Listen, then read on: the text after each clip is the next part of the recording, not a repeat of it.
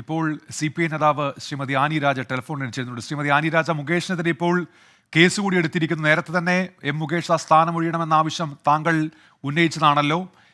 അപ്പോഴും CPMന്റെ ഭാഗത്ത് നിന്ന് അത്തരത്തിലൊരു പ്രതികരണം ഇതുവരെ വന്നിട്ടുമില്ല. കേസെടുത്ത പശ്ചാത്തലത്തിൽ എന്താണ് താങ്കൾക്ക് പറയാനുള്ളത്? നേരത്തെ പറഞ്ഞ നിലപാട് തന്നെയാണ്. അത് മുകേഷ് ആയിരുന്നാലും ആരായാലും ഇപ്പോ ഇത്തരം ഒരു ആരോപണം വന്നപ്പോൾ തന്നെ ഇത്തരം പൊസിഷനിൽ ഇരിക്കുന്നവർ സ്വയം ഒഴിയേണ്ടതായിരുന്നു. ഒഴിയാത്ത സാഹചര്യമുണ്ട്. അതിനോടൊപ്പമാണ് ഇപ്പം കേസ് ജാമ്യമില്ലാ വകുപ്പ് പ്രകാരമാണ് കേസെടുത്തിരിക്കുന്നതെന്നാണ് ഞാൻ മനസ്സിലാക്കുന്നത്. അങ്ങനെ വന്നിരിക്കുന്നത്. അതുകൊണ്ട് ഇനി ഒരു നിമിഷം പോലും അദ്ദേഹം ആ പദവിയിൽ തുടരാൻ യോഗ്യനല്ല, തുടരാൻ പാടില്ല. അതാണ്. അപ്പോ സ്വയം രാജിവെച്ച് ഒഴിയില്ലെങ്കിൽ കേരളത്തിലെ ഇടതുപക്ഷ ജനാധിപത്യ മുന്നണി ഗവൺമെന്റ് ആ കാര്യം ഉറപ്പുവരുത്താം.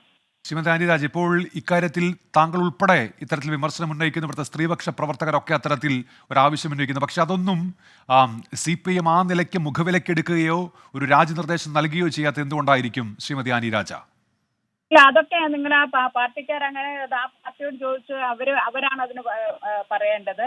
ഇപ്പൊ നമ്മളെ സംബന്ധിച്ച് ഈ ജസ്റ്റിസ് ഹേമ കമ്മിറ്റി റിപ്പോർട്ടിന്റെ അടിസ്ഥാനത്തിൽ നമ്മൾ ആവശ്യപ്പെട്ടതാണ് ഇത്തരത്തിലുള്ള ചില കാര്യങ്ങൾ. ചില സ്ത്രീകൾ വളരെ ബോൾഡായി തുറന്നു പറഞ്ഞുകൊണ്ട് മുന്നോട്ട് വരുന്ന സാഹചര്യത്തിൽ ഈ പദവിയിൽ തുടരാൻ പാടില്ല എന്ന് പറഞ്ഞു വരികയായിരുന്നു. രാജിവെക്കണമെന്ന് ആവശ്യപ്പെടുകയായിരുന്നു. അത് ഇപ്പോൾ കൂടുതൽ ഒന്നുകൂടി നമ്മളുടെ ആവശ്യം വെറുതെ അങ്ങ് പറയുന്നതല്ല, എന്തെങ്കിലും ഒരു ഡിമാൻഡ് ചെയ്യാൻ വേണ്ടി നമ്മൾ പറയുന്നതല്ല. അതിൽ കാരണമുണ്ട് എന്നുള്ളത് ഇപ്പം പോലീസ് കേസ് എടുത്തതിലൂടെ തെളിഞ്ഞിരിക്കുക കൂടിയാണ്.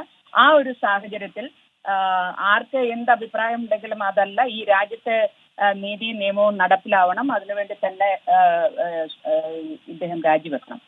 ശരി, നന്ദി ശ്രീമതി ആനി രാജ. CPI നേതാവാണ് ഈ ഘട്ടത്തിൽ പ്രതികരണം അറിയിച്ചത്. വീണ്ടും മുകേഷിന്റെ രാജി ആവശ്യം ശക്തമാക്കുകയാണ് ആനി രാജ.